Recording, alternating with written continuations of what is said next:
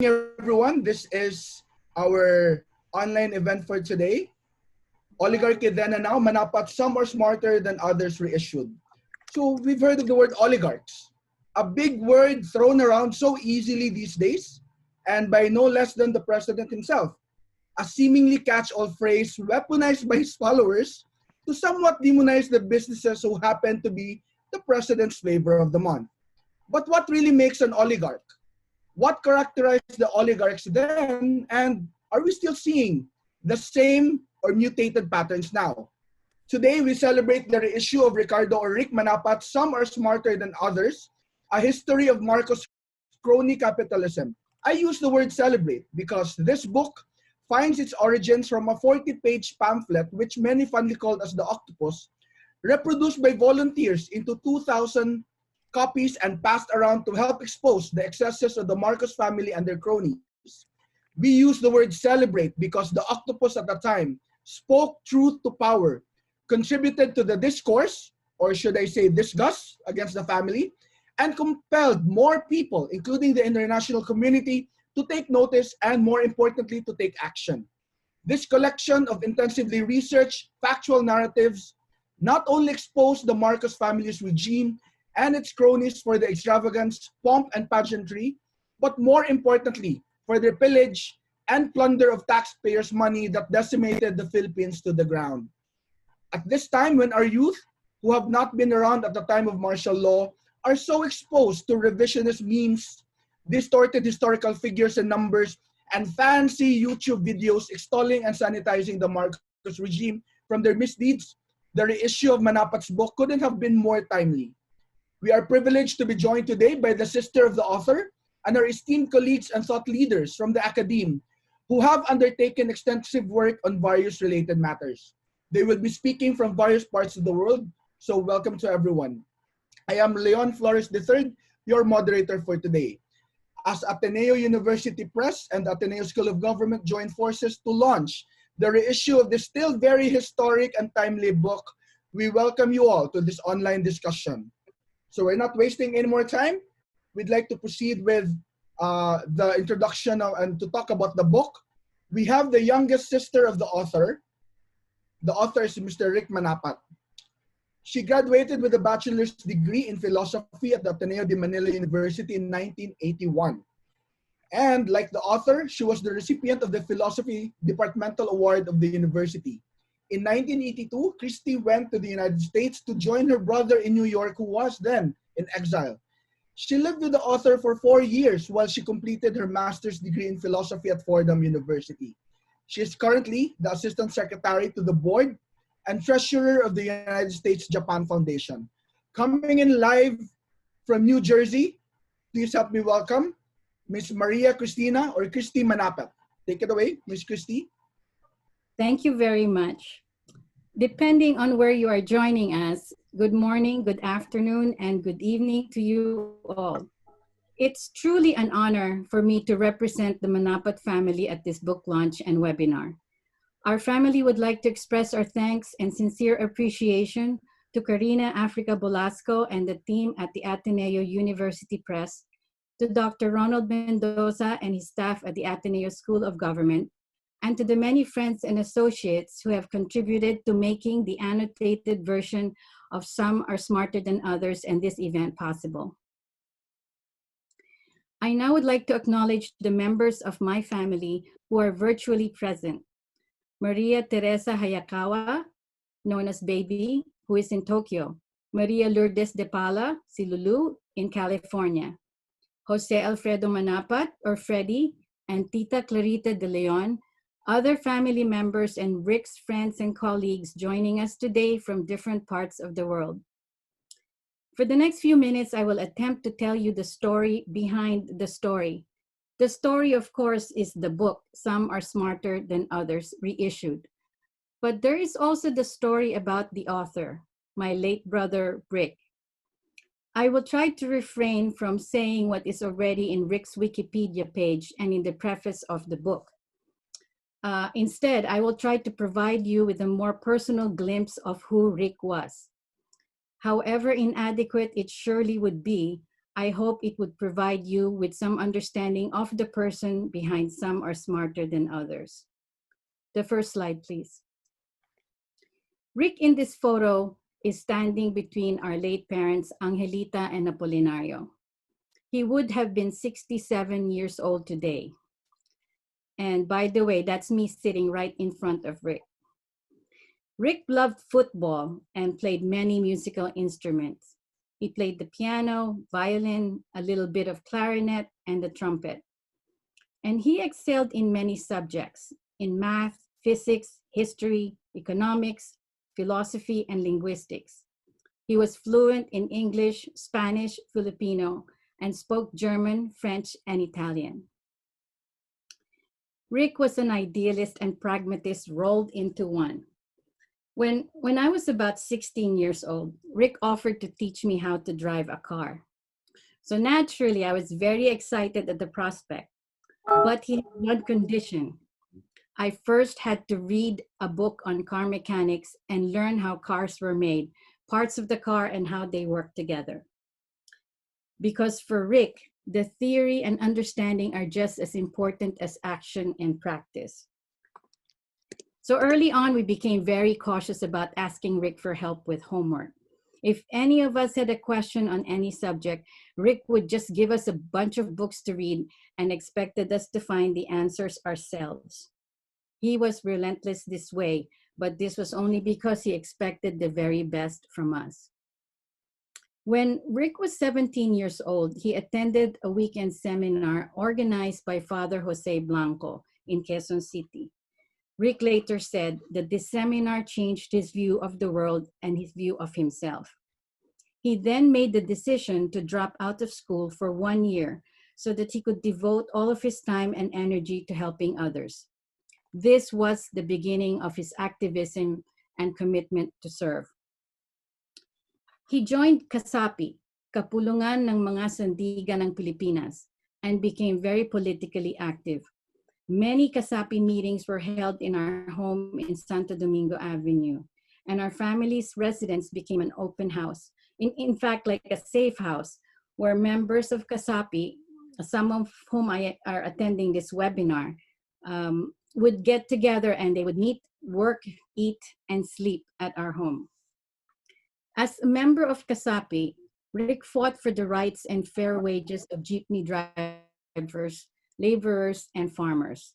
He organized teach-in sectors, joined jeepney strikes, and participated in demonstrations and rallies against the Marcos regime. He was also in the 1978 Noy March. Rick was arrested and detained a number of times for his activism and participation in these demonstrations and protests. In fact, on one occasion, he was beaten with a truncheon by police and he suffered a swollen liver.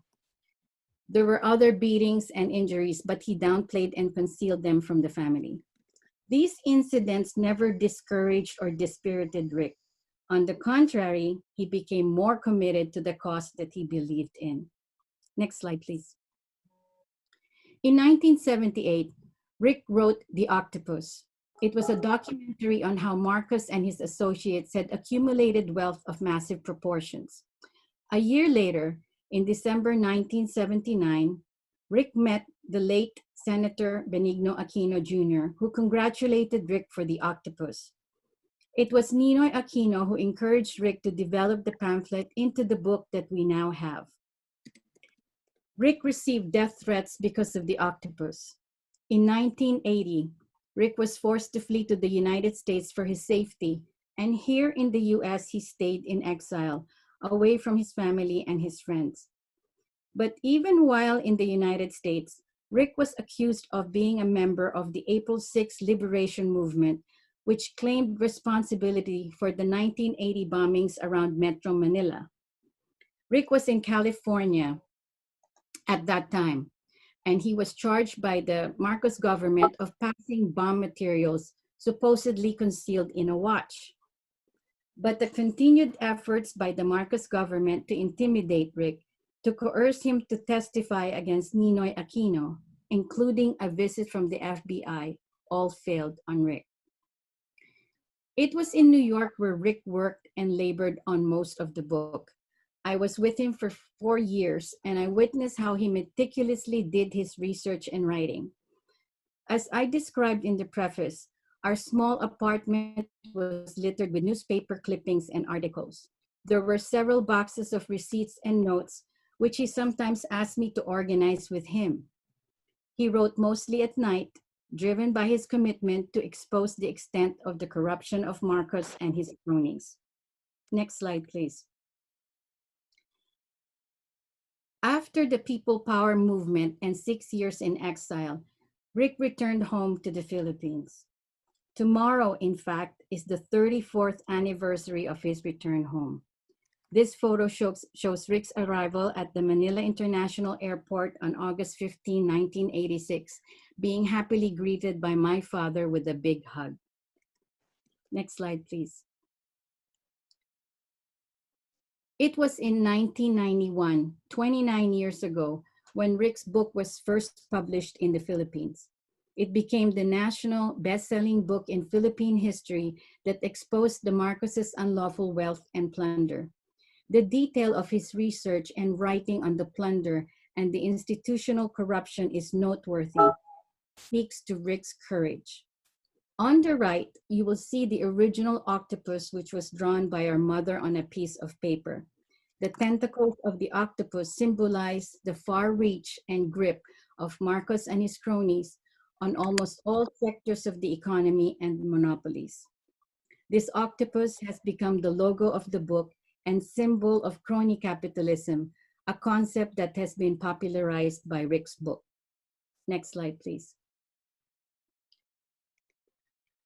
As many of you know, Rick was an enigmatic person. He was a contradiction of sorts. He's been described as a social maverick, a Socratic gadfly, a free thinker, a nonconformist, a bold and daring character. He was all of that, of course, and much more. The truth is, Rick would have been very uncomfortable with my speaking about him. He was a very private person. He did not like praise or attention or celebrating birthdays or special occasions. He regarded all of these as fuss. He called them unnecessary fluff. But as private and reclusive as he was at many times in the midst of all that was important and controversial, and those somehow always called attention and put the spotlight on him. Rick was well accomplished and had many achievements, yet he also had arrest, search, and seizure orders, subpoenas, and lawsuits. And Rick considered them as badges of honor. Our family had gone through many hardships because of Rick's activism and writings, but we supported him because we understood and knew that his love for his country and Filipinos were the driving force behind all of the things that he did. Rick was at many times impatient and quite quick to anger, but he was also very compassionate and kind towards the less fortunate. There was one occasion when my sister, Lulu, bought quesong puti from a street vendor past our home. Quesong puti is, for those who don't know, white cheese from Carabao's milk. Well, we were already eating the cheese inside the house when my sister proudly announced that she was able to bargain 1 peso off of her purchase.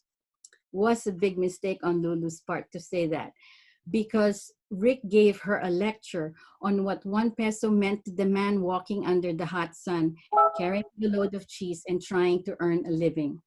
He asked my sister to go out and look for the man and to return the 1 peso to him. Walk in his shoes, he said to my sister. Walk in his shoes. He wanted us to experience what it meant to labor for a few pesos, to understand and have compassion for others, to put ourselves in the place of those less fortunate. At this and every opportunity, Rick tried to show us the importance of having a social conscience, of being responsible for societal change, and to be the change. And this is so well reflected in Some Are Smarter Than Others. The new annotated version that we now have took 3 years to complete. We started the project in 2017, and there were many challenges and obstacles along the way. The biggest challenge was to identify and select an annotator who could elucidate and expound on Rick's book to make it meaningful and relevant for today's youth. We're very grateful to Javier Leonardo Rugeria for his work and annotations on the new book. In Some Are Smarter Than Others, Rick showed a way of action against dictatorial rule by exposing corruption and excesses in the government, a demonstration that the pen can be mightier than the sword. The book is Rick's legacy and his contribution to making sure that we do not forget the truth about the greed and unlawful wealth of Marcos and his cronies. For us to never allow anything like that to be repeated again. And just as Rick asked us once to walk in other people's shoes, perhaps what I share with you today and this book can encourage others to walk in Rick's shoes as well, to take up and be a part of the struggle against greed and corruption in the world. The book is also timely and fundamental in addressing the propaganda efforts to exonerate the Marcoses for past wrongdoings and to counter the efforts for the return to political life. Rick was a lot of things to a lot of people, and he led a very colorful life. I hope I had been able to give you at least a small glimpse of the complex man that my brother was. It is with enormous pride, the utmost respect, and the deepest love for him that I say that Rick loved his country and Filipinos above all, that he was a true man for others, that he was smarter than others, and that he was also definitely and without doubt braver than others. Thank you very much.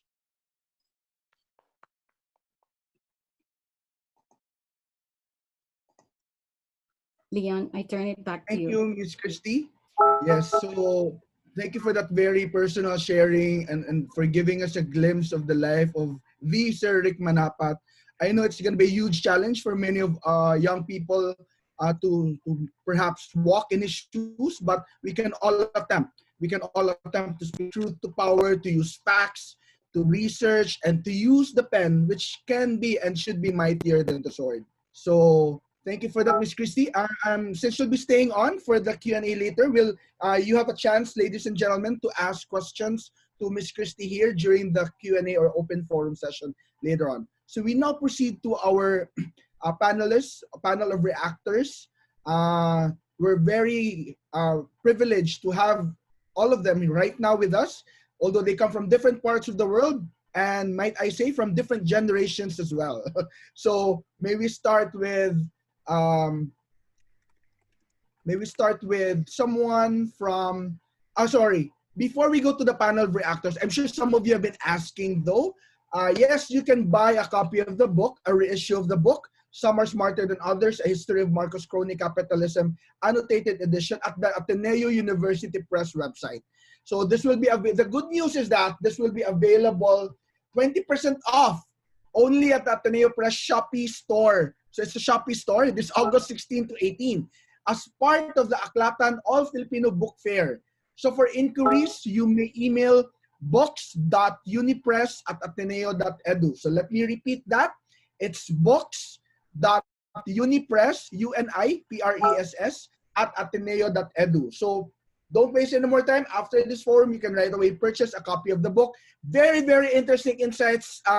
For those of you who are also very interested in how the Marcos is really plundered and all these nasty stories about how they were enabled by their friends and, you know, their friends with benefits. So here's a chance to go into and study and look at the facts and well research at that. So later you'll have a chance to ask questions to Ms. Christie. For now, we go to our panel of reactors. So our first reactor is a political economist, writer, and internet entrepreneur.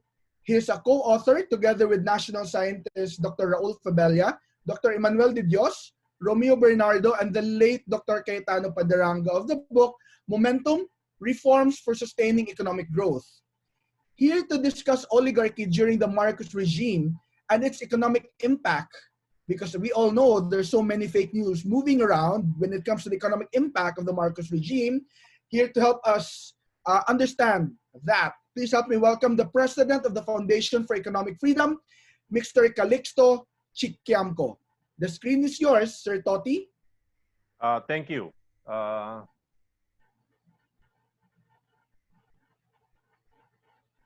Yeah. Well, good morning and good evening, ladies and gentlemen.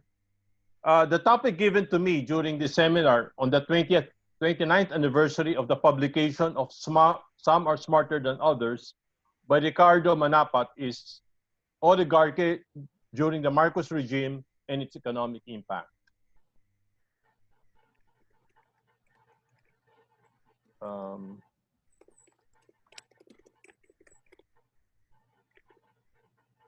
I would like to qualify the term oligarchy, however, with the term rent-seeking oligarchy. Oligarchy being defined as a small subset of people who control the economic and political power in a society is much too generic. Rent-seeking better describes the Marcos oligarchy since they accumulated wealth without adding any value to society. Rent-seeking is the non-market extraction of surplus. In layman's terms, crony capitalism. Not capitalism in the truest sense of risk-taking to produce goods or services that add value through the market, but rather primitive accumulation of capital using naked political power or connections. Let me start by saying that oligarchy during the Marcos regime is historical and geopolitical. It is historical because it was the product of the Philippines' historical past. It is also geopolitical because geopolitics had something to do with how it came about. The root of Marcos' rent-seeking oligarchy can be traced to the Belt Trade Act. The Belt Trade Act defined the trade relations between the US and the Philippines after independence. The Belt Trade Act required parity rights for Americans and removed exchange rate sovereignty from the new republic. That meant that the Philippine government wasn't free to set its own exchange rate. Thus, despite the fact that the Philippines was the most devastated country after World War II after Poland, the United States decreed that the Philippines adopt the same exchange rate of 2 pesos for every $1 after the war and after independence, the same rate that prevailed before the war.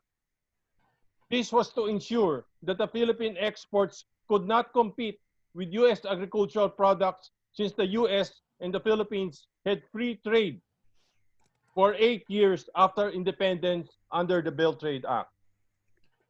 The original sin, the gross overvaluation of the peso at the birth of the Republic, spawned huge consequences on our economy and our institutions, the effect of which we still feel today. This gross overvaluation naturally led to foreign exchange crisis.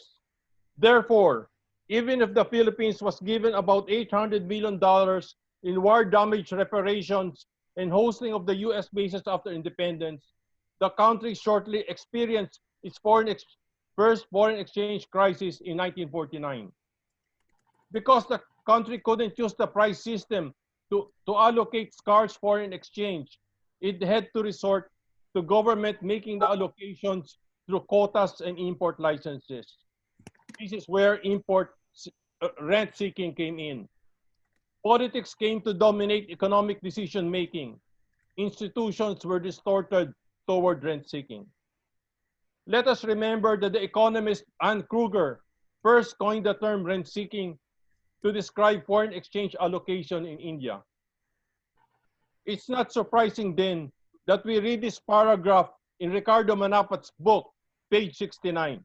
Quote, "The principal way through which Marcos acquired money as a member of Congress was through the control he exerted over the black market for foreign exchange and the importation of goods into the country in 1963. Marcos authored a law which placed restrictions over the import of goods to the country. Those who wanted to import goods had to secure an import license. Marcos managed to control the granting of those permits which he later peddled to importers, unquote. Even before 1963, Marcos was already known as an influence peddler in the Import Control Board in the early 50s. However, because of the economic crisis wrought by the foreign exchange crisis and agrarian unrest, the hukbal hap became a force and threatened Quirino government in the early 1950s. The hawks were already in Bulacan at the outskirts of Manila.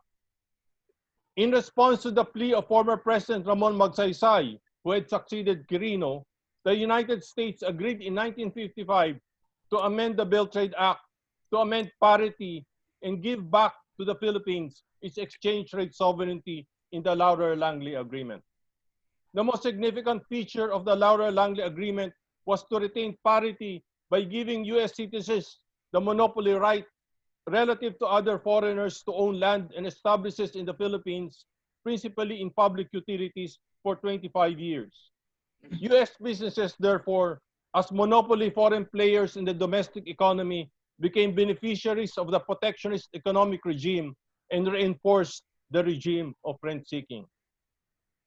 If you remember the term Filipino First, championed by the former Philippine President Carlos P. Garcia, that nationalistic cry originally referred to the demand of Filipinos to be first in line in the allocation of foreign exchange because U.S. multinationals, due to their financial strength and size, were being given first dibs in the allocation of vital foreign exchange. Because of this history of peso overvaluation and loss of exchange rate sovereignty, in the 1950s, we adopted an economic strategy of inward-looking, import-dependent industrialization characterized by import and exchange controls. Not surprisingly, these economic policies led to periodic foreign exchange and balance of payments crisis, which we had in 1959 and in 1971, shortly before Marcos declared martial law. It also accounts for why the Philippines went from being the second richest country in Asia in the 1950s to being the sixth man of Asia in the 1970s. The economic gain, therefore, consisted primarily of rent-seeking within economy chock full of licenses, protectionist legislation, monopoly barriers, statist rules and regulations. Over this economic game lorded an elite-dominated political system characterized by an unwritten rule of political factions represented by the liberal and nationalista parties to alternate in power to extract rents. No president was able to get re-elected until Marcos broke that unwritten rule by using guns, goons, and gold to be the first Philippine president to win re-election in 1969. However, his wanton overspending to win re-election led to the severe balance of payments and foreign exchange economic crisis in 1971, which led to student unrest and the first quarter storm. The political and economic crisis in 1971, however, led to an intense struggle among the elite factions and resulted in the declaration of martial law by Marcos in 1972 and the monopolization of political power and rent-seeking privileges by the Marcos faction. One can say that in rent-seeking, where politics is paramount, the logical outcome is for rent-seekers to seek a monopoly of political power. As I said in my article on the political economy of martial law, quote, martial law didn't just fall from the skies. It was the natural outcome of a system of rent-seeking, unquote. Now that I have briefly described the history, let me discuss the geopolitics. The geopolitics during that era was the Cold War, the struggle between the Soviet Union and its allies on one hand, and the US and the so-called free world on the other. In the context of the Cold War, the US promoted rent-seeking in the Philippines through the sugar quota. The US was able to cultivate Philippine pro-American politicians such as Benedicto, Yulo, Lopez, Cojuangco, etc. through the sugar quota, but it also fostered a rent-seeking elite. As a result of the Laurel-Langley Agreement in 1955, and also after the fall of Cuba to Castro in 1957, the US kept increasing the sugar quota. My point is that the Philippine economic system was loaded with incentives for rent seeking, with the US a major contributor to those incentives. However, it was the geopolitical event of the Yom Kippur War in 1973, shortly after the declaration of martial law, that enabled Marcos and his cronies to stay in power and steal billions. The quadrupling of oil prices led to the recycling of oil money by loans of US money center banks to oil-dependent developing countries like the Philippines. These foreign loans gave the Marcos regime the financial foundation to maintain martial law. Oil money recycled as foreign loans to the Philippines enabled the era of debt-driven growth in the 70s under Marcos. However, despite his claims of a new society and a revolution from the center, Marcos didn't change the import-dependent, inward-looking, protectionist nature of the Philippine economy. The system bred inefficiency. Marcos' crony capitalists were just exploiting their monopoly positions in the domestic economy, unlike, say, in South Korea, where the chaebols were disciplined by selling to the global market.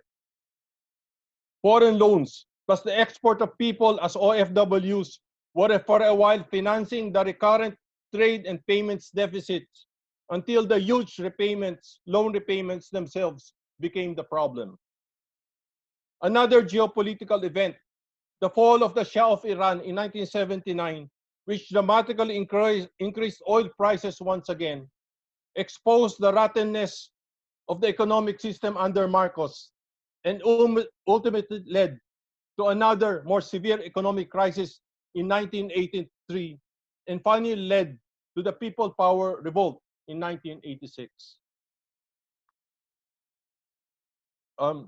At the end of the book,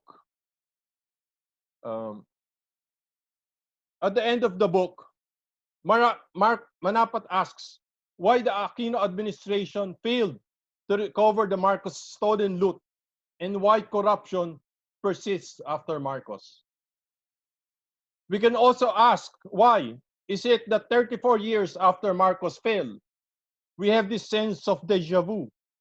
We have another authoritarian with fascist tendencies as a leader, and who, like Marcos before him, had ABS-CBN shut down. The answer is because the rent-seeking system persists. We still have an inward-looking economy. Our constitution is protectionist, as our previous constitutions dating back to 1935. Our percentage of exports to GDP is the lowest in ASEAN. Our oligarchy is mainly in regulated service industries such as power, telecommunication, shipping, ports, and in other non-tradables where their interest is in regulatory capture. Furthermore, monopolies dominate the economy. We have the most concentrated economy in Asia, according to the World Bank. Nothing much has changed. In agriculture, despite land reform, rural poverty and agricultural stagnation persist. In the political sphere, we only have formal democracy, but political institutions are controlled by political dynasties. At the end of the book, apparently despondent that nothing much was being done about corruption, even by so-called reformists, Manapat poses the question whether corruption is inherent in human nature. I will answer Manapat.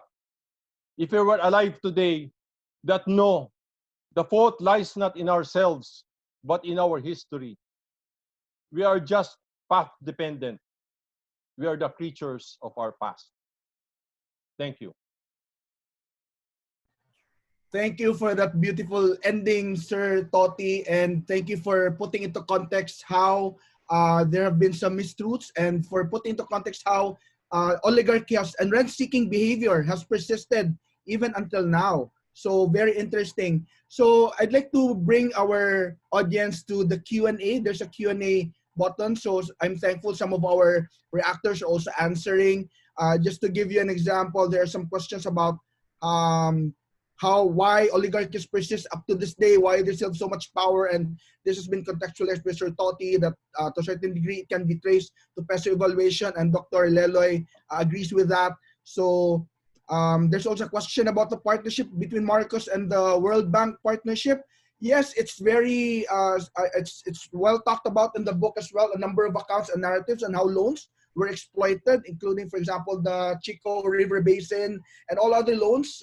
So there's a good number of narratives there on how loans have been discussed and how the Marcoses did try to really exploit these loans, which until now, well, some of us are still paying. So let's proceed now to the next speaker. This is from another generation. So we've talked about the economic impact of the oligarchy then.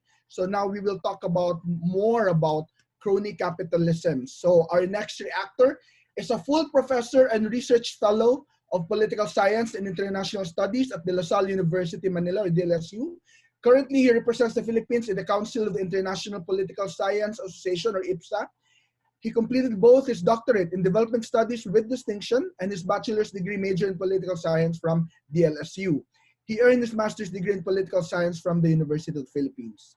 He specializes in the comparative analysis of politics and development in East and Southeast Asia, with a particular focus on issues of popular participation, governance, democratization, and contested institutions. He has published extensively on the topics of elections, party politics, and political dynasties. Very, very interesting topics. So here to provide his thoughts on crony capitalism vis-a-vis the discoveries on the book, please help me welcome, fresh from Kyoto, Japan, former Dean of the DLSU College of Liberal Arts, Dean Julio Julay Tihanki. Take it away, Dean Julay. Thank you, Leon. Correction, I am still in Kyoto University. I'm still stuck here. I've been stranded for close to 3 months already, but I'm not complaining. First of all, I'd like to thank the organizers of this very important book launch, the Ateneo University Press and the Ateneo School of Government. And I think it is a clear signal or symbol of unity that Ateneans and Lasallians can join together for a common cause, especially for the good of the country. So I would like to present my reaction to the book that is quite important for me because I think in the panel of reactors for this morning's launch, I think I'm the one who's really a martial law baby. No?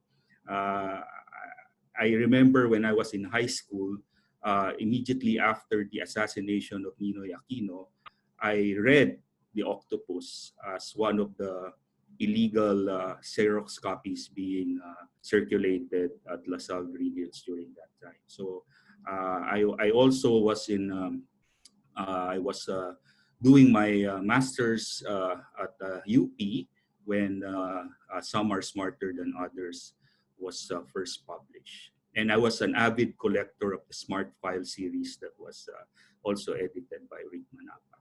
So for this, for my reaction, I'd like to also give homage to the very first article that I read about oligarchs and cronies. This is exactly the title of an article that I read when I was doing my graduate studies in 1991, around the same time that Some Are Smarter Than Others was published. And this is the first article of Paul Hutchcroft that I read during that time.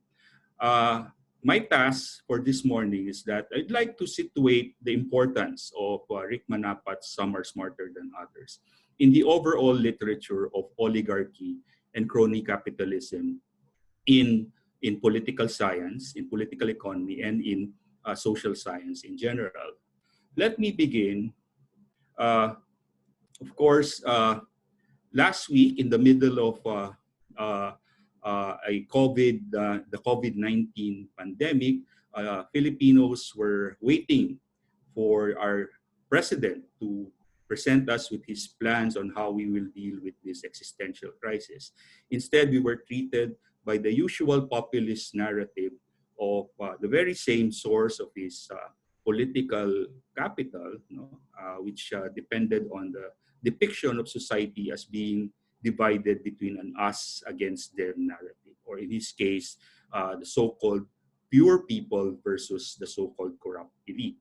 And the corrupt elite in his narrative is, of course, the oligarchy. And one of the highlights of his State of the Nation address was he actually identified the dismantling of the oligarchy without declaring martial law. Of course, we all know that he was referring to the fact that he succeeded through his allies in Congress in defeating the franchise bill of ABS-CBN. Of course, for those of us who lived through the Marcos years, our generation of the martial law babies, this reminded us of what Marcos did actually in 1972. And looking at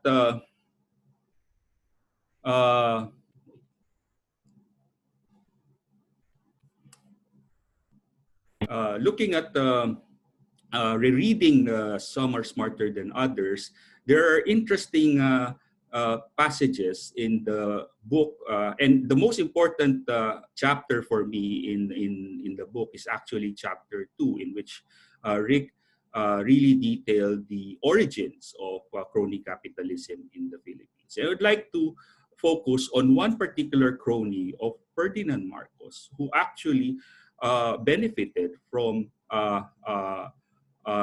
what Marcos did in 1972. If you will recall, in 1972, the main reason given by Ferdinand Marcos in the declaration of martial law was really he said he will launch a revolution from the center to defeat the extreme right and the extreme left. Of course, when he said extreme left, he was referring to the communist insurgency.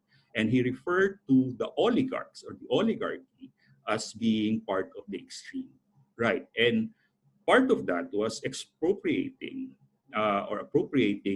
and closing down first ABS-CBN and much of the assets of the Lopez family, which was then considered the #1 oligarch in the pre-martial law era. But looking at the chapter 2 of Some Are Smarter Than Others, particularly in page 143, this was what Rick wrote about how Ricardo S. Benedicto, the late Roberto S. Benedicto, benefited from the closure of ABS-CBN. And I quote, "The small radio station that Benedicto ran before martial law was transformed into the Canlaon broadcasting system, a gigantic crime media empire covering 3 TV channels, 228 15 radio stations, and national newspaper, the Daily Express.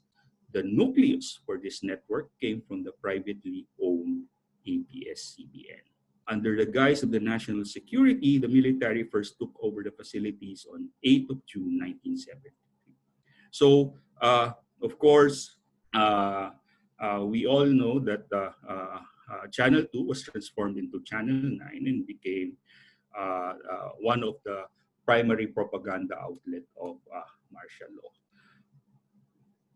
Which leads me to the conclusion, or which leads me to the observation when I was interviewed regarding President Duterte's so-called war on oligarchy. I said in an interview that one president's oligarchy was another president's crony.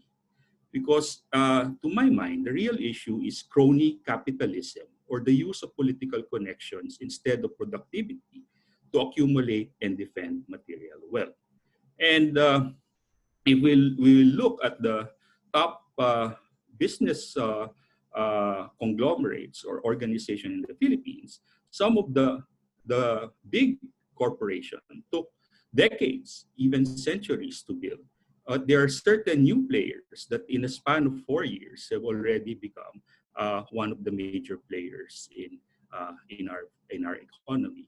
Now, this system of crony capitalism, to my mind, is perpetuated in collusion with what is also known as the elite of power, or the political class, largely composed of political dynasties.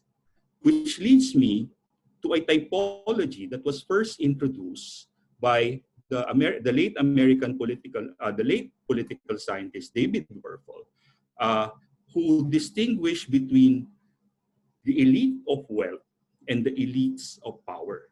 No? The oligarchs are a subset or a part of the socio-economic elite or the elite of wealth. And of course, in recent years, we have seen that some of the so-called billionaires have maintained their influence and their economic wealth, but there are other new players as well.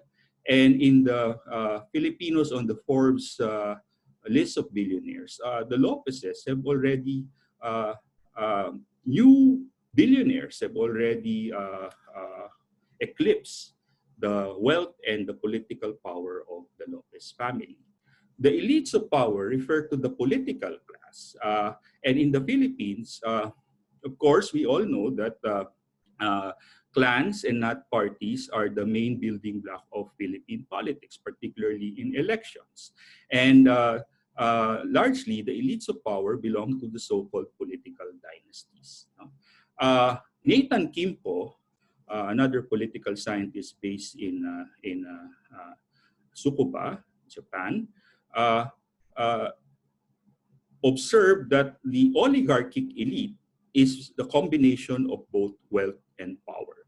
So there are those elite of wealth who manage to cross over to the realm of politics and combine both politics and economy as their source of power and privilege. Now, another interesting part about some are smarter than others are the main arguments that Manapat raised. No? Like, for example, the central characteristic of Marcos's crony capitalism was the use of political power for political gain. Now, this definition of crony capitalism predates all the other later scholarly work on crony capitalism. And according to Rip, the Marcos school altered the historically established role of the traditional oligarchy and other political and economic patterns in Philippine life.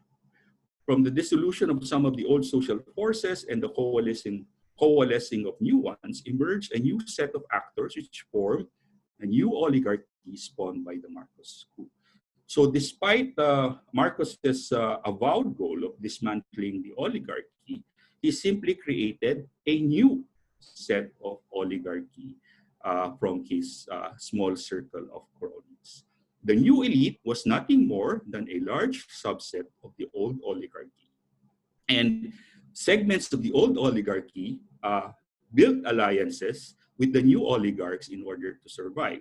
So some alliances with the old oligarchy were destroyed only to create newer and stronger alliances between the old elements and the new crooks. Okay. This also echoes an important work that was published around 1995 out of the doctoral dissertation of Temario Rivera. And this is also a book that is already out of print that needs to be reissued. No? His classic work, Landlords and Capitalists, Class, Family, and State in Philippine Manufacturing. And the book also reflects and echoes what Totti detailed in his reaction, that the oligarchy is both the cause and effect of the large inequitable economic system of the country. The uncanny ability of the traditional elites, the old oligarchs, to transform themselves into capitalists and through and real estate. Speaking of rent-seeking, the book is the classic work of our dear friend and colleague, Dr. Paul D. Hotchcroft, who capitalism focus on the banking sector, but of course, the main point of the book was the access to the state apparatus has been the major avenue to private accumulation as the quest for rent-seeking opportunities brings a stampede of favored elites and would-be favored elites to the gates of Malacanang Palace. This was written in the 90s, and there is still a lot of truth to this observation up until the present. State apparatus has repeatedly been choked by an anarchy of particularistic demands from particularistic actions on behalf of those oligarchs and cronies. Internationally, there is also another recent work by Jeffrey Winters, which attempts to, of course, oligarchy, just like most concepts in the social sciences, is a contested one. There are various definitions, but the latest attempt at coming out with a exact definition of what oligarchy is all about is the political scientist Jeffrey Winters in his 2015 book, in which he defined oligarchs as the actors who command and control massive concentrations of material resources that can be deployed to defend or enhance their personal wealth and exclusive positions.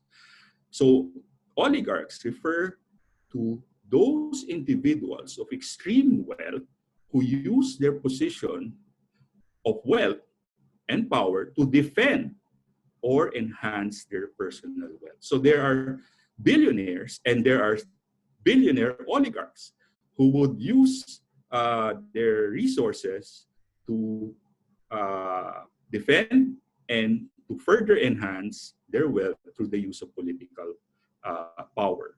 Okay?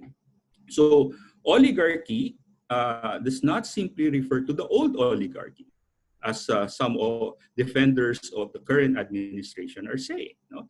So oligarchy can also refer to those who try to secure and maintain and retain his or her position of extreme wealth and power against all manner of threats. So even the so-called elite of power can be considered part of the oligarchy. Another important work about crony capitalism in 2004, David Kang, a American-Korean political scientist, compared the experience of both South Korea and the Philippines. Both underwent dictatorship. Both similarly attempted to replicate the so-called developmentalist state model of Japan. Both suffered from money politics or corruption. But how come South Korea succeeded in developing while the Philippines was further buried into underdevelopment? And according to David Kang, in Korea, the so-called chaebols were disciplined, or they were first allowed to compete among themselves, and the winner would then get all the support from the state, following the same path of development as the so-called developmentalist state model of Japan. In the Philippines, while Marcos identified champions in several sectors in the Philippine economy, like sugar and banana and other sectors of the economy, they were not competitive, but rather they were all rent-seeking. My last two slides. Of course, the very term crony capitalism emerged from the Marcos the dictatorship, no? From the Ferdinand and Imelda Marcos dictatorship. Rick Manapat was among the first to use the term crony capitalism. It was later picked on by Time magazine, and it was reintroduced to the world during the 1997 Asian financial crisis, when crony capitalism was used as one of the major explanations for the crisis of 1997, particularly in Indonesia with Suharto and his own set of crony capitalists. And then the term crony capitalist became an accepted term worldwide, both in scholarly and popular media, particularly in reference to the emergence of crony capitalism under Russia under Vladimir Putin, and more recently in Malaysia with the Najib scandals. No? So crony capitalism continues to be a feature of autocratic and illiberal regimes and is a continuing threat to democracy. So, what is crony capitalism all about? It's about simply competition or the lack of it. And I remember also saying in an interview with ABS-CBN that if you just target one or two families and then you ignore the others, or if you don't totally consider changing fundamentally what is wrong with the structure and the system, then that is not reform. That is simply partisan politics. Thank you very much for your kind attention. Maraming salamat po. Thank you so much, Dean. July, stranded right now in Kyoto, Japan, but keep safe there. So there are some questions in the Q&A. Later on, we will ask our panelists to answer some of them. And of course, that doesn't stop us from asking our panelists to also engage in the Q&A section of this room.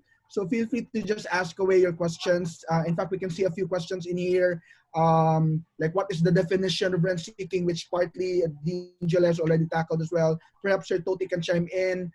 So now that we've discussed and situated and contextualized the discussion, it is important for us now to look forward and see what solutions are at hand, or is it possible to address these? So perhaps seeing how pervasive the oligarchic influence is and how this is made more normal in the time of the Marcos regime, and that until now, how the powers that be still collude and dance with the so-called oligarchs. And you can see from this slide of Dean July about the wealthy elite and the political elite. And now we set our eyes on how this systemic malady in our social political system can be addressed. So this challenge will be taken up by our next reactor, who is a scholar of comparative and Southeast Asian politics and has written extensively on Philippine politics and political economy. He is a professor in the Department of Political and Social Change at the Australian National University and was the founding director of the School of International Political and Strategic Studies, since renamed the Coral Bell School of Asia-Pacific Affairs in the ANU's College of Asia and the Pacific. So from 2013 to 2017, our speaker was based here in the Philippines as lead governance specialist with the Australian Aid Program. He holds a BA from Macalester College, and MA and PhD degrees from Yale University. So looking forward to a level playing field and discussing some solutions in mind. Help me welcome our reactor live from the land down under, Professor Paul D. Hutchcroft. Welcome, sir. Maraming salamat, Leon, at magandang umaga sa inyong lahat. Greetings from Canberra, and congratulations to the editors of the reissued volume and to Ateneo University Press for coming out with this new version of Ricardo Manapat's Some Are Smarter Than Others. And I want to thank the press as well as the Ateneo School of Government for inviting me to join this event. It's truly an honor. I'm going to start with a discussion of concepts of oligarchs and cronies. Some broader perspective, and then proceed into some thoughts on reform opportunities, or as the title of the topic that has been given to me, to look at towards a level playing field slash solution. So I've been thinking about oligarchs and cronies for quite some time, including the article that July has kindly mentioned. I might note that the research for that came out of lots of hours at the Rizal Library in Loyola Heights at Ateneo de Manila a long time ago, to quote Yoyoy Villame. It's great to have something to do with this event hosted by Ateneo, and I just want to highlight how much I have enjoyed that association with the university going back quite some time, and including work with the Ateneo de Manila Press. So I want to start with the basic question, what is an oligarchy? And contrary to some confusion that I see out there in the media, certainly something that July would agree with me on. Oligarchy is not just rule of a few. Let's go back to the pinaka-arig source on oligarchy, and that is Aristotle. And he's the one who developed the definition of oligarchy, where men rule because of the possession of wealth. Where people rule because of the possession of wealth, whether their number be large or small, that is oligarchy. Thus he wrote in the Politics. Unlike an aristocracy, an oligarchy has little stability in its composition. There's a constant stream of new entrants as new wealth is created. As a system of government, Aristotle is not recommending oligarchy. Why? Because its focus is rule for the benefit of the men of means or people of means, not rule for the common good. So I think this most certainly is contrary to the values of the Society of Jesus, which is ultimately the sponsor of today's event, given their strong focus on the common good. Another fundamental concept that I want to highlight is patrimonialism, since the Philippine political economy operates within a state that has a clearly patrimonial character, defined by Max Weber, not so very long ago compared to Aristotle, as the weak separation between the official and the private spheres. Within patrimonialism, as opposed to feudalism, there are many fewer status barriers. Thus, Weber tells us patrimonialism is much more tolerant than feudalism towards social mobility and the acquisition of wealth. The Philippines has a powerful oligarchy operating within a patrimonial state, and as both of these characteristics encourage a considerable degree of social mobility, we should not be surprised that there is a regular stream of new entrants to the ranks of the super rich, hanggang ngayon. So it's been like that since the national oligarchy first began to emerge in the early American colonial state more than 100 years ago. And as we've heard, in most cases, the new wealth came about as the result of special favors granted by the state, or more specifically, from political leaders who provided their friends, relatives, cronies, and political allies with access to the booty of state.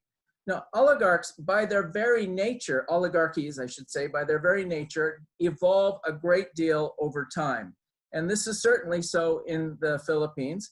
The oligarchy of the American colonial period is different than what we find in the early post-war period, is different than that we found in the Marcos years to the post-Marcos years and onward to present. So the oligarchy that I wrote of some 25 years ago is very different than the Philippine oligarchy of today. That's just the nature of oligarchies. They vary a great deal over time because of this considerable degree of social mobility. So we can observe this going way back to the way in which privileges were dished out in the colonial era, whether by the Philippine National Bank established in 1916 or the National Development Corporation in 1936. Established oligarchs were enriched while cronies of those in power sometimes emerged from nowhere. So let's fast forward to the Marcos regime, where those close to the palace had unprecedented special privileges heaped upon them. Some were well established. July has highlighted the case of crony Roberto Benedicto. He didn't come out of nowhere, nor did Eduardo Cojuangco. These were well-established figures who then enjoyed crony benefits in sugar, coconut, respectively, as well as other things.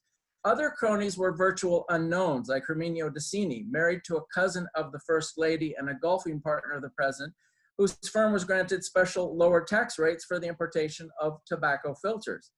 In other cases, business persons and front companies were nothing but dummies for the President, allowing him to hide his acquisitions from public view. So it's thus important to distinguish the terms crony and oligarch. A crony is one whose position is particularly favored by the current regime, regardless of his or her origins. And the more obscure their origins, of course, the more beholden they are to the president in terms of ties of personal loyalty. An oligarch may or may not be a current crony, but in either case has already established his or her fortune in earlier dispensations. Now, let's break down some of the elements of oligarchs. Some oligarchs who are not currently favored may be able to remain in business and continue to thrive. So they have a staying power over time, or they may find themselves subject to attack from the palace, particularly if they own franchises that the current leadership would like to seize for the benefit of themselves or their cronies or political allies. As I chronicled long ago, the Marcos regime was involved not only in land grabbing, but also in bank grabbing and many acquisitive activities. What was seemingly new about Marcos was not only that he engaged in these systematic processes of cronyism and the nurturing reshaping of the oligarchy. He did all of this while trying to base his legitimacy in part on the forceful denunciation of the oligarchy. Remember the way in which he spoke, he was going to go against the enemies of the left, the communists, as well as the enemies of the right, the oligarchy. Or at least we know those elements of the oligarchy that he didn't like, because clearly the likes of Benedicto and Cojuangco were not within his sights. So in other words, attacks on the oligarchy could be, his general attacks on the oligarchy could be a very useful subterfuge for the emergence of a new set of cronies that could, if successful, eventually join the ranks of the oligarchy. That is to say, some were smarter than others. And the great virtues of the Manapat book was to expose what was really happening beyond just the rhetoric of the regime. Its reissuance in 2020 allows the Philippine public, particularly those who did not live through the martial law regime, to better understand the subterfuges of the past and thus better recognize such tricks in contemporary times. In an interview more than 30 years ago, a former Marcos advisor explained to me that every administration in this country has spawned its own millionaires. Well, let's update that a little bit with the passage of time. Every administration can spawn its own billionaires. Across all presidencies, it is always worth considering, first of all, are there old oligarchs given special favors? Secondly, are there new entrants to the ranks of the super rich, emerging perhaps out of nowhere, as a result of special ties to the palace? In figurative terms, arising perhaps as a phoenix, not from the ashes, but rather from the southern reaches of the realm. And third, are there old oligarchs that find themselves under attack as their assets are being coveted by others? If this may be so, and what would a mere dayuhan like me know of such things, the final question is what might be done about it. Beginning 6 years after the fall of Marcos, a concerted program of economic reform was undertaken by the administration of President Fidel Ramos with the explicit goal of breaking up cartels and monopolies and more generally, leveling the playing field of competition. It's then that the rhetoric of leveling the playing field really came to the fore. What the Ramos administration didn't have time to get to, and I can't really blame them for that because they already had a lot of achievements, was a concerted program of political and institutional reform. More than 2 decades after the end of that administration, this remains an unfinished goal. Instead of putting the initial focus on strengthening the state, which clearly they knew was important, the Ramos administration focused on removing restrictions on competition. This was in some ways merely a workaround solution, avoiding the most important and perhaps the most difficult target of reform, and that is the political system itself. From afar, and I am happy to be corrected on this because I am a long ways away, bawal ng international travel galing sa Australia, but from afar, I don't see the current juncture as a reform moment. Early in this administration, a potential juncture of reform was wasted, utterly wasted, I might say, on the chimera of shifting the country from a unitary to a federal system.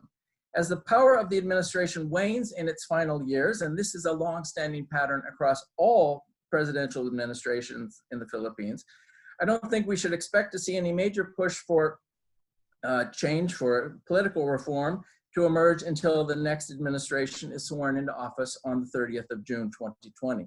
Add to that, of course, something we haven't mentioned yet today, this is the catastrophe of the worldwide pandemic, which demands the reorientation of the political system to the task of crafting responses that can save lives and lift the economy back up from its deep, deep distress. When the reform movement does return, I would argue that the focus should be much more this time on political than economic reforms. Liberalizing reforms had promised back in the day and were extremely important achievements. But I think it's worth asking, how much more can they achieve right now? How much more really do they have to add, particularly in regard to the competing pressures of political reform? For too long, and I am moving towards a conclusion, liberalizing economic reforms have been used as a workaround solution to the absence of political reforms. But it's time to confront a long-standing obstacle to Philippine development, and that is the lack of a clear, effective state capacity and the ease with which the organs and procedures of the state can still be so easily bent to private purpose. Just a few examples. It's not enough just to promote competition. The country also needs to have a coherent industrial policy and the ability to implement it.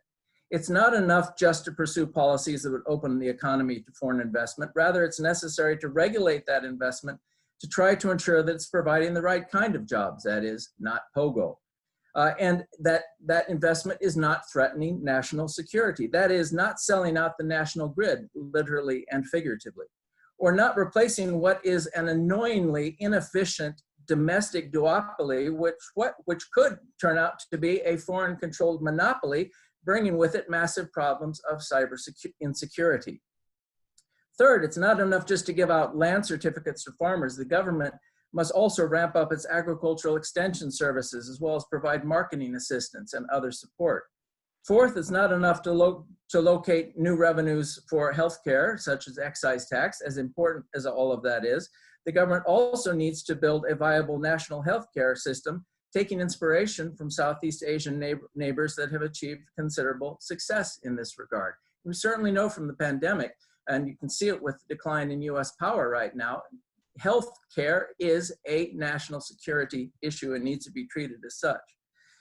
Finally, it's not enough just to proclaim a policy of balik probinsya, but it's important to ensure that the state has the proper institutional capacity to have a well-integrated planning process and implementation capacity from national to regional to provincial to city and municipal level.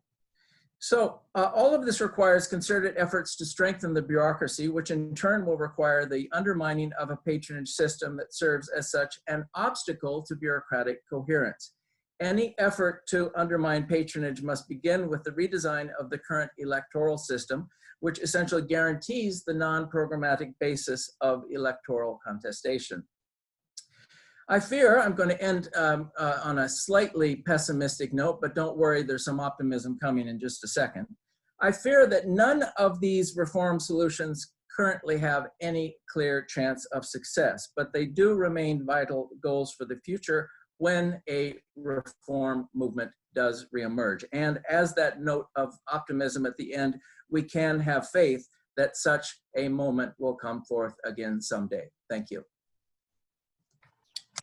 Thank you for those insights, Professor Hotchcroft. So very, very good sharing on what drives oligarchy and what actually can be done. So while many of us perhaps may agree that maybe perhaps these reform measures may not stand a slight chance given the current dispensation, still we are hopeful for the future. And speaking of which, we look to the youth for some hope. So our next reactor is the youngest among our panelists. As we said, our panelists come from different parts of the world right now, but they also come from different generations. So the youngest among our panelists today is an intellectual and cultural historian from the Philippines with a broad interest in the history of global liberal thought. He authored the well-awarded book Liberalism and Post-Colony, Thinking the State in 20th Century Philippines, and the short book Husserl, Liberalism and the Paradox of Coloniality. We are excited for his next book project, tentatively titled Empire of Austerity, the American Progressive Era and the Formation of Philippine Economic Thought, 1902 to 1986. So prior to his appointment at Berkeley, our next speaker taught at the Ateneo de Manila University and De La Salle University and was a postdoctoral fellow at Kyoto University's Center for Southeast Asian Studies. His reaction today will revolve on the oligarchy today and what young people can do in response. Homies, help me welcome live from California, Dr. Lisandro Leloy Claudio. Maraming salamat, Leon. Hello, homies, actually. And thank you very much to Ateneo Press, Karina Bolasco. Thank you to the Ateneo School of Government, of course, Dean Ron Mendoza. And thank you, obviously, to the Manapat family, in particular, Christy. Very honored to be here. Very, very honored to speak after such great speakers. I'd like to take off on something that Dean July just said. And I think Dean July did a wonderful job of contextualizing the literature on oligarchy from Manapat's work all the way up to, of course, the important work of our colleague Paul Hutchcroft. But if I may, I want to add one work that I think enriches our discussion of not only the oligarchy, but this book in particular, and that is Caroline Howe's Elites and Ilustrados, which also comes out through Ateneo Press. So I suggest people purchase that book if they're bored. And in that book, she traces the lineage of the word crony capitalism. And she says that the first appearance of the word crony capitalism was through Jaime Ongpin, and then eventually it made its way to Rick Manapat's work, who really popularized it in the Philippines, and then went to Time. And then, of course, Dean July has already told you what happens after that. So effectively, crony capitalism is a kind of Pinoy contribution to global discourses on political economy. Now, what is crony capitalism? I'll try to define crony capitalism in my own terms. Crony capitalism is a targeted government intervention in the economy that directs money into the business of cronies, leading to corruption and market inefficiencies, very similar to Sir Totti's definition. Now, of course, as Dean July already said, since Marcos, this definition of crony capitalism, or this label of crony capitalism, has been applied to Malaysia, Thailand during the Asian financial crisis, and of course now it's being applied to Putin's Russia. What's very interesting, though, is that in the 1990s, during the height of what progressive scholars call neoliberalism, a term I like to avoid, but I think it's germane for this particular discussion, is that term was used to discredit forms of market intervention. In other words, if you wanted a planned economy, the so-called neoliberals in the IMF and the World Bank and in policy circles would say that these interventions lead to inefficiencies because they create crony capitalism. So in other words, it becomes a kind of bludgeon by which developing countries are asked to not intervene in their economies, to not manage their economies. Now, there is obviously a problem in that argument because, as Ha Jun Chang has argued, a lot of the developed countries, or all of the developed countries, in effect, intervened in their economies to develop themselves, and those were successful. Not every single case of government intervention in the economy led to crony capitalism, and there's already been significant discussion of this. But let me just remind people of what Sir Totti said and what Sir July said. If you look at Korea and if you look at Japan, those were state interventions in the economy. Those were, in fact, the state choosing certain winners, saying that this tribal will be our champion, saying that this Zaibatsu will be our champion, funding these businesses and encouraging their development. In other words, favoring them. Now, if you look at that from the outside, that looks very much like crony capitalism, because that's what crony capitalism is. It's an intervention in the economy to privilege certain sectors of the economy. So the question is, what is the difference between crony capitalism and the developmental state of Japan and Korea? And the point that Hao makes, and I think she lifts from Kang in making this point as well, and it's a very important point that we need to remember, the difference is simply whether or not it works. When it works, people call it the developmental state and they celebrate its success. When it doesn't work, it becomes crony capitalism. Now, of course, the Philippines according to Hao, becomes the type case of when that doesn't work. But if you look at it from the outside, a lot of the elements of the Marcosian project could be argued to be, for example, developmental. For example, Sir Totti already mentioned depreciation.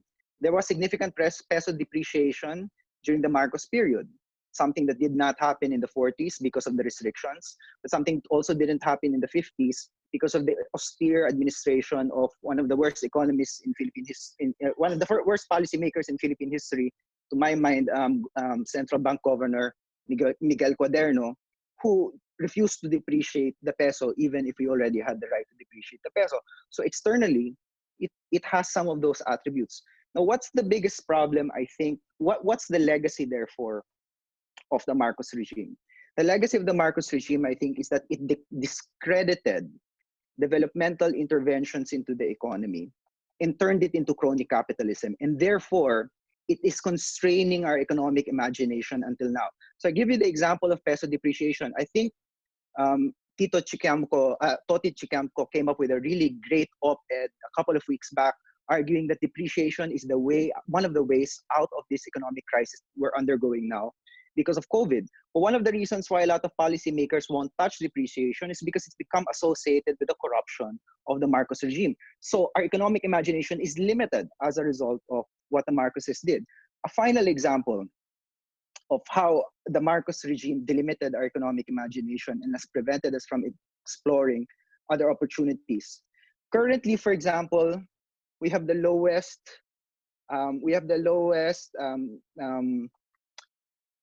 allocation for for COVID funding. So Malaysia is spending a lot more than us. Singapore is spending more than us for stimulus.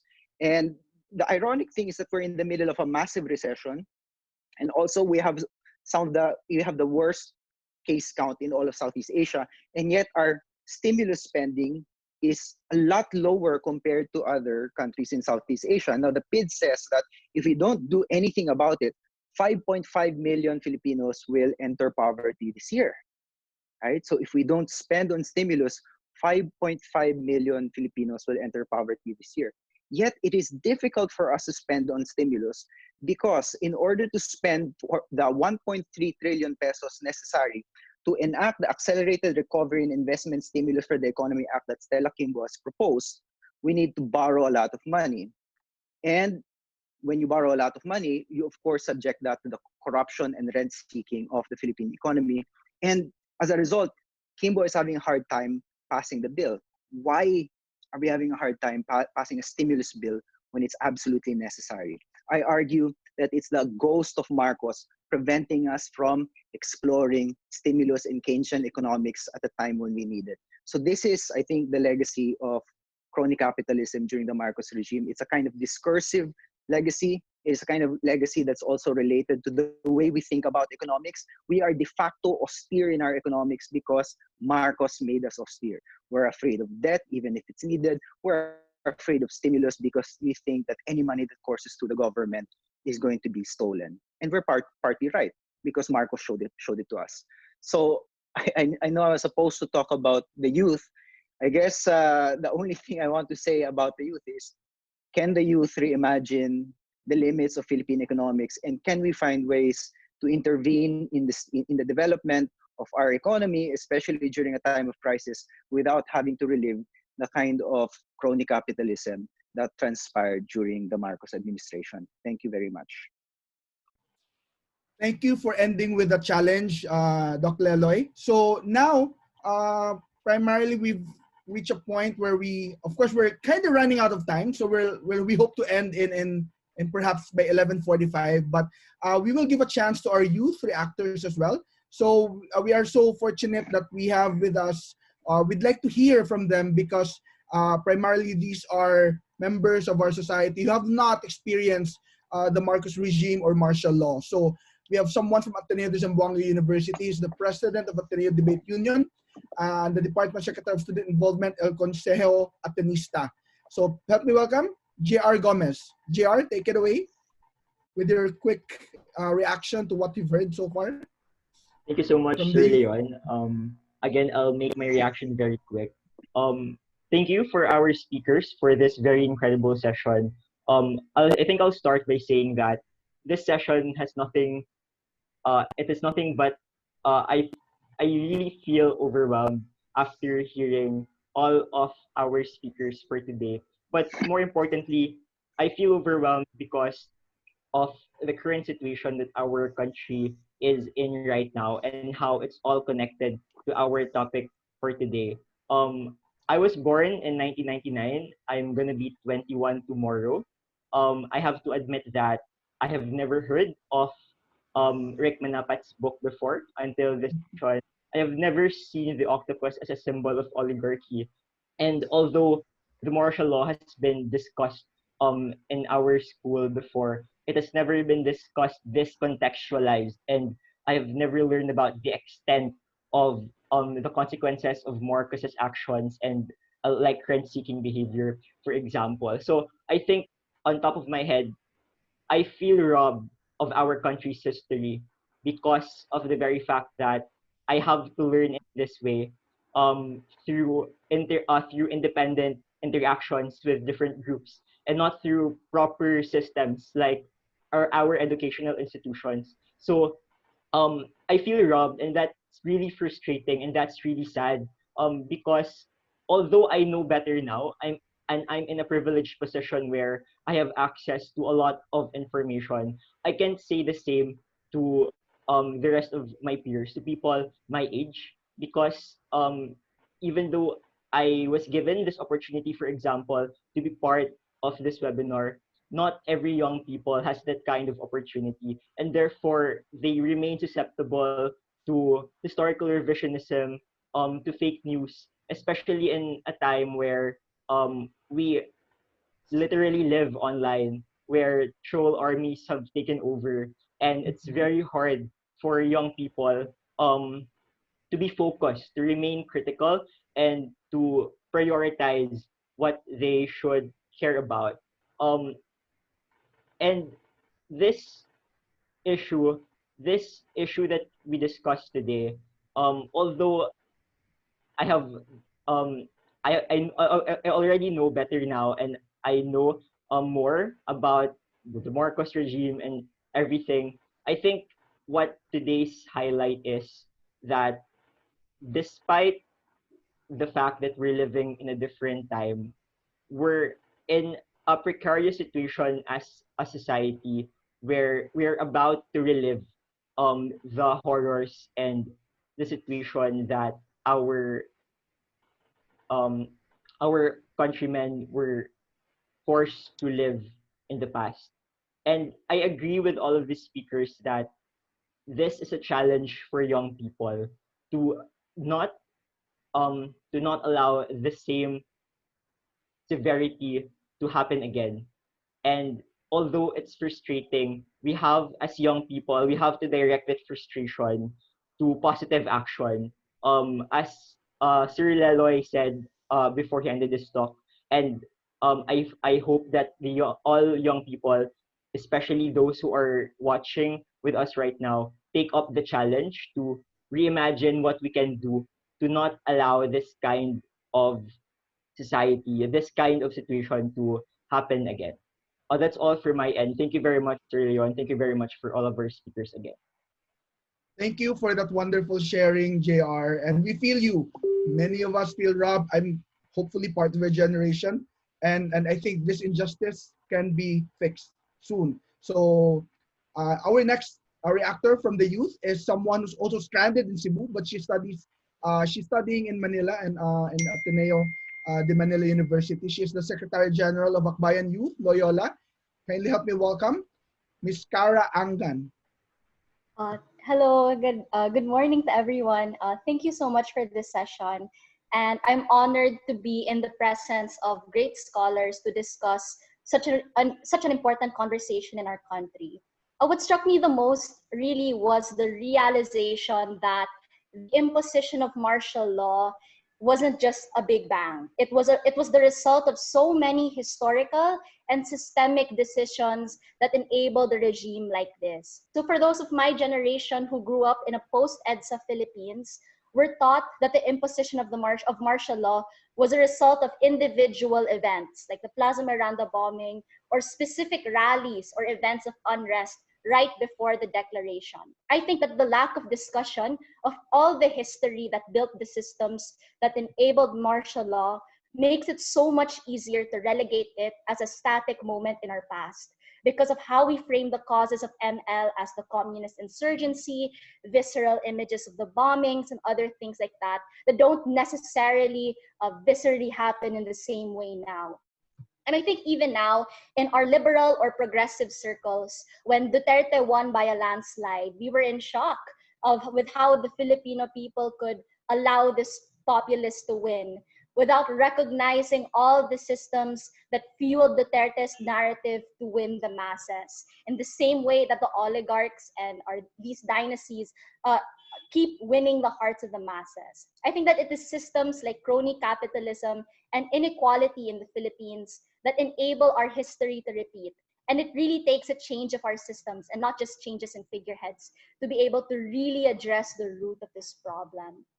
And I guess I've observed that aside from the financial or political aspect of these oligarchies amassing power, there's also a cultural or like a social aspect to it as well, and how there are millions of Filipinos on the ground who, for example, are not related to these dynasties, but end up really defending these oligarchs. For example, like the millions of Marcos loyalists who don't identify with just a single Marcos, but also they identify with the whole Marcos family.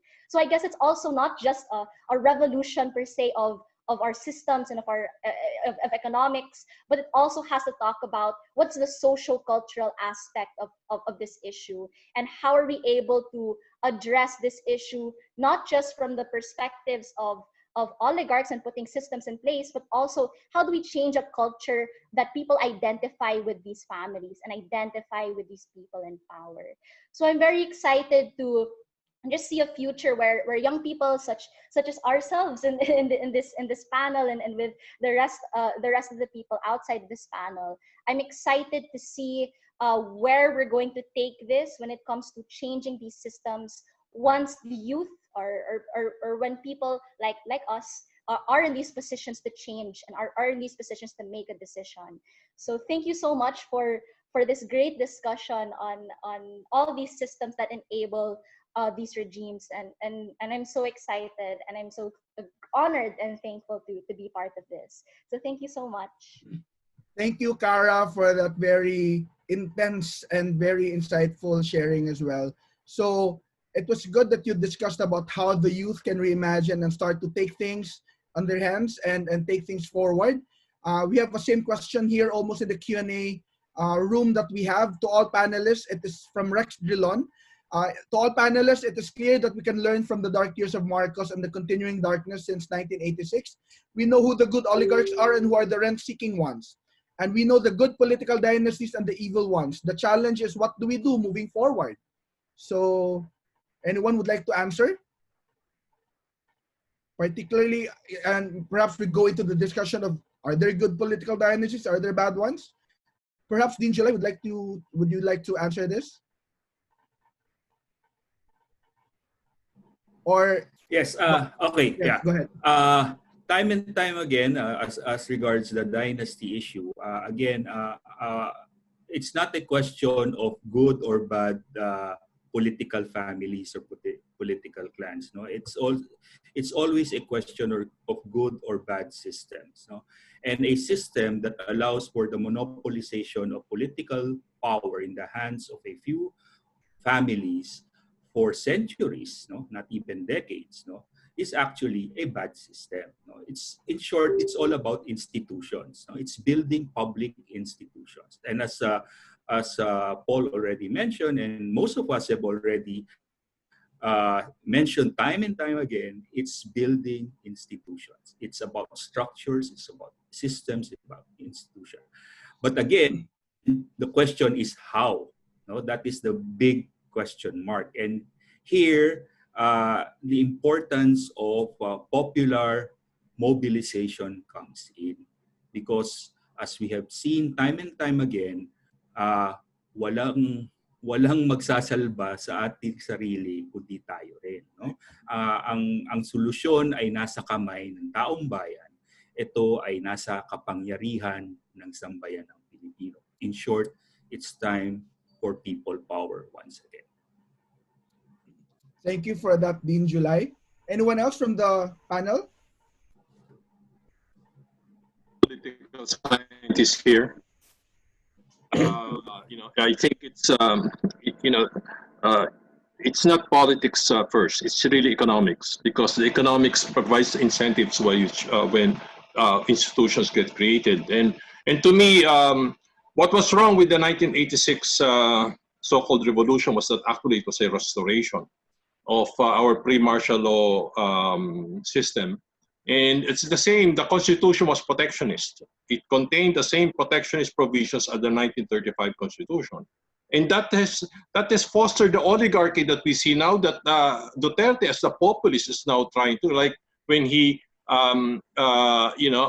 goes after the telcos.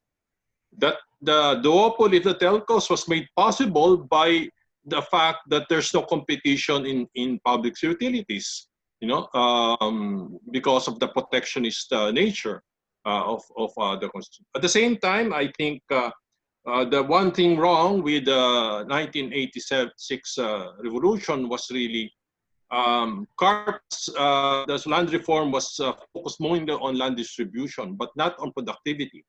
So while the World Bank has proclaimed the CARP is the most successful land distribution program in the world, our productivity of agriculture has been going down. And that's the reason for the massive poverty that enables a Duterte, a populist, to take power. We need a rural middle class to demand political reforms. And how do you do that? We have to amend CARP so that's to allow for greater land consolidation, for greater land productivity. Because right now, successful farmers cannot buy out inefficient ones. So those are my two suggestions, really. Those are the major reforms that are needed. We had to lift the foreign ownership restrictions in the Constitution. And secondly, we have to, free the rural land market. Right now, what we can do is actually enable agrarian reform beneficiaries to lease their lands to more successful farmers. But right now, they cannot do that. Under CARP, they are not allowed to do that until they have fully paid for their debt. And most of them are still in debt. Thank you, Sir Toti. So I think that's a good May I reform add? Go ahead, Leloy. Just want to build on what Sir Toti said, because I think one of the most insidious lines of recent Philippine politics is, kung walang korap, walang mahirap. And it makes it seem as if we can solve the problems of our society simply by making sure that everybody's moral and that everybody's cleaner, forgetting the fact that you actually solve corruption through economic policy. You take away the incentives for corruption. So once you solve a lot of these macro issues, then a lot of these minor acts of corruption. I'm not saying, of course, that morality doesn't matter, obviously, but unless you step back and look at structural solutions, then morality can only get you so far. Yes. Thank you for saying that, Lele. And I think based on our discussion, we can see how all across the country, these dynasties / oligarchs / whatever you call them / cronies, they've kind of, graduated from being an oligarch to a crony to dynasty to crony again to oligarch again, and they're all over the country. I guess that's the malady that we're in right now. So there's one question here that says, from Luis, oligarchs have used the protections provided by law to prevent the state from clawing back ill-gotten gains from rent seeking. How do you aggressively run after the oligarchs? Or should we, if I may add, example, Marcos Romualdez, etc., without creating a dangerous precedent for an aspiring future dictator to politicize the law? Anyone would like to take this question?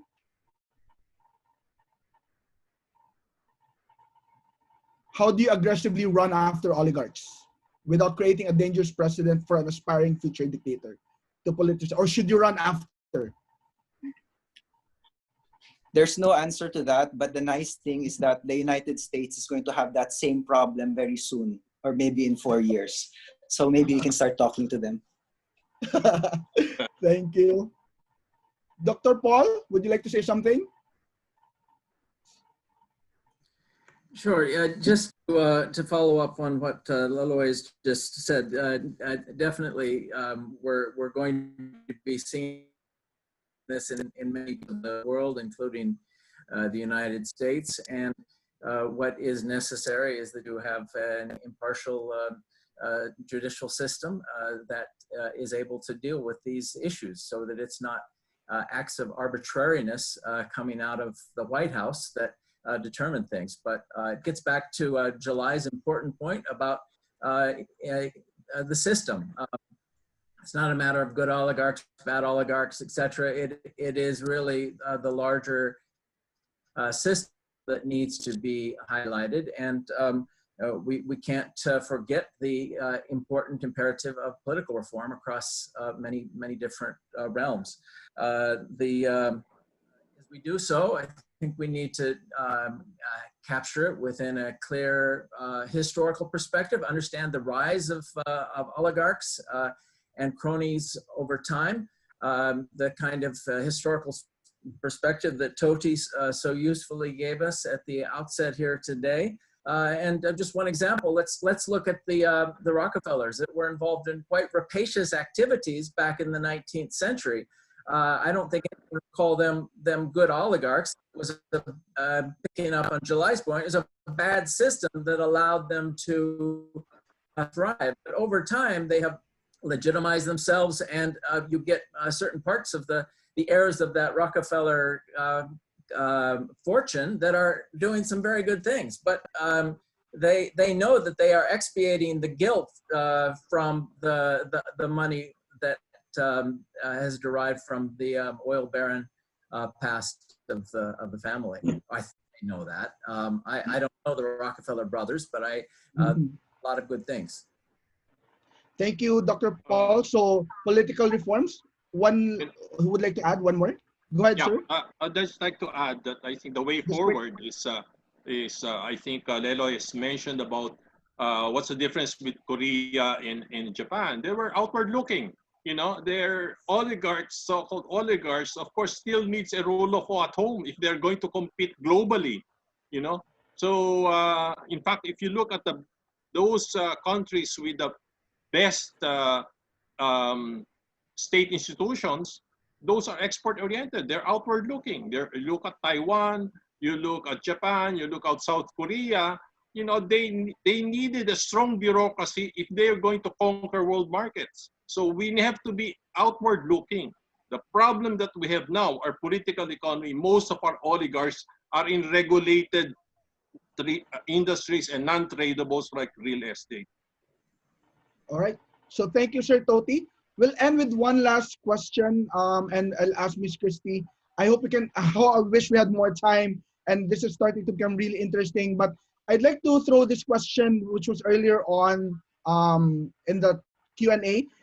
Hello, Miss Manapat. How did Rick Manapat get all the volumes of receipts and bills of sale as part of research of the book? And you were a personal witness to this because you were with him for 4 years, even as he was gathering this. So we'll end with this question, guys. And as much as we'd like to accommodate more questions, perhaps we can just chat later. But for now, Ms. Christie, take it away. Yes, hi, Leon. It's, I mean, without revealing any names, Rick had a lot of friends, and there were a lot of people who believed in the same cause that he did. And it was actually